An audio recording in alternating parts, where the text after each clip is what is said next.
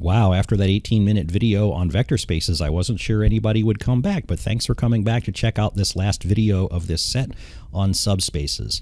After that tortuous set of description in the last set, which was Unit 4, Part B on vector spaces, you'll find this a little bit lighter and a little bit easier to digest. It's still conceptual, but it's not going to go in that level of detail, and frankly, it's a little bit more fun. So we're going to look at subspaces of vector spaces. And yes, we are still looking at vector spaces, but here you'll learn that rather than checking 10 things, we only have to check 2. So what are subspaces and how do we figure out the things that are and are not subspaces? That's going to be a little simpler than last time around. So what are subspaces? Well, let's say, like in the last set, we found a vector space. You already know what some vector spaces are because you've used them all your lives, but let's say we made up a new one, like we did in the previous slides. Okay. Now, inside that vector space, there might be a smaller collection of stuff buried somewhere that in and amongst themselves form a little smaller vector space. And that is called a subspace. A vector space which is inside another vector space is a subspace. Okay, so really think about it as subspaces being the VIP sections of larger vector spaces. You've got this big vector space with lots of elements in it, and some of those elements will themselves form a little even more special exclusive club. Take the vector space that you use a lot, three-dimensional vectors. So all vectors of 3 components with the addition and scalar multiplication that you're used to. And let's say we're going to reach into that group, into that vector space, and we're going to concentrate together all of the vectors that have 0 specifically as the third component. This set forms a vector space of its own. It's a quote-unquote smaller collection than the big vector space, but even within the big vector space of all 3-dimensional vectors, we can find a smaller vector space inside that big one. So the smaller one is a subspace.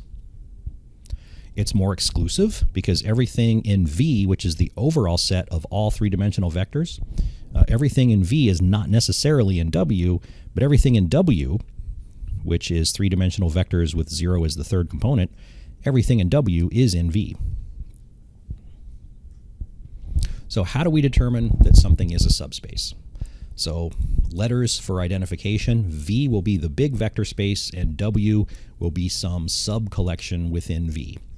Since V is already a vector space and elements in W are part of V, they're going to inherit a whole bunch of those vector space properties we already know about. So to see if W itself forms a vector space in its own right, all we have to do is check that it's closed under addition and scalar multiplication. In other words, if we take 2 things in W and add them, the result is still in W. And if we take a scalar multiple of something in W, the result is in W. So we take elements in W, we combine them, we stay within W, it's closed under addition, it's closed under scalar multiplication, and it still inherits all of the other properties that come with the larger vector space V. And so W will itself be a vector space.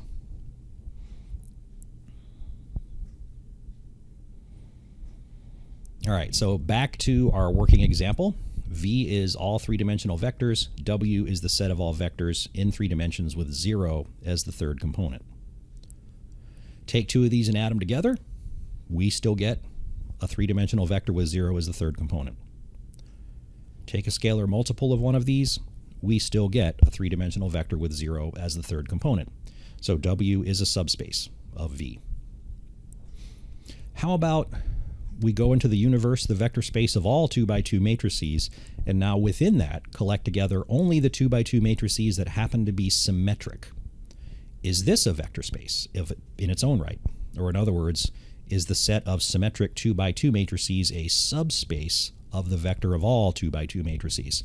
Well, here are 2 randomly selected symmetric 2x2 matrices. You can tell they're symmetric by looking at the entries in blue. When we add them together, and we're using the usual addition here, you get a new symmetric matrix. And as I'm talking, I've just recognized a typo. That should be A plus D there in the upper left-hand entry of that newly formed matrix. But apart from that, if we take the 2 symmetric matrices on the left, add them together, we have now produced a new symmetric matrix. If we do a scalar multiple of a symmetric matrix, we produce another symmetric matrix. Therefore, this set of symmetric 2x2 matrices is closed under addition and under scalar multiplication. It is a subspace. Polynomials. Let's take all polynomials of degree 2 as our general vector space V. So these things can have any coefficients. And within that collection, we're going to gather a subcollection, which is all the second degree polynomials whose constant term happens to be 1. Will this be a subspace? Let's try it out. Let's take two members of this smaller collection, so two polynomials whose constant coefficients are the number 1. Let's add them together with the regular old addition of polynomials. We produce a polynomial whose constant term is now 2. So we took two members of this set W, we added them together, and we do not get back something in the same club. So this is not a subspace. Make sure you see that scalar multiplication would also fail. If we took one of these polynomials from W that ends in a +1 and we multiplied it by 6, are we going to get back a new polynomial that ends in +1? Let's play Spot the Subspace.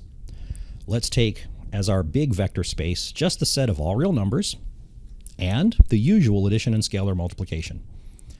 Spot which of these might actually be a subspace. Which of these will be closed under addition and scalar multiplication within the set of real numbers? Will the set of all positive integers be closed under addition and scalar multiplication? Addition? Yes.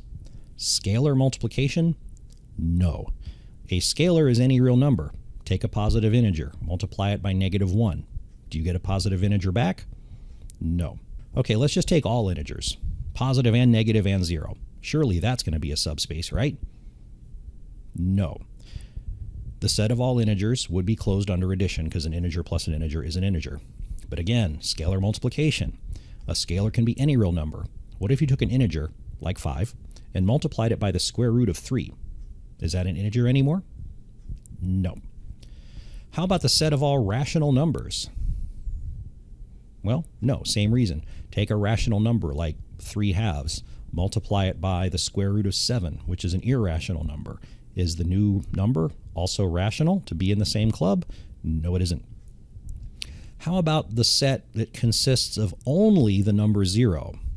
Well, the only way to add entries in that is to do 0 plus 0 itself, which gives you 0, and a scalar multiple times 0 is 0. And so, ta-da, we finally found a subspace of all real numbers. It's not much of a subspace because there's only one entry in it, but hey, it's still a subspace. All right, that was fun. Let's do it again with something different. Let's take all 3x3 matrices with the usual addition and scalar multiplication as our big vector space, and let's make subcollections. Which of these subcollections are subspaces? Will the set of all diagonal 3x3 matrices be a subspace?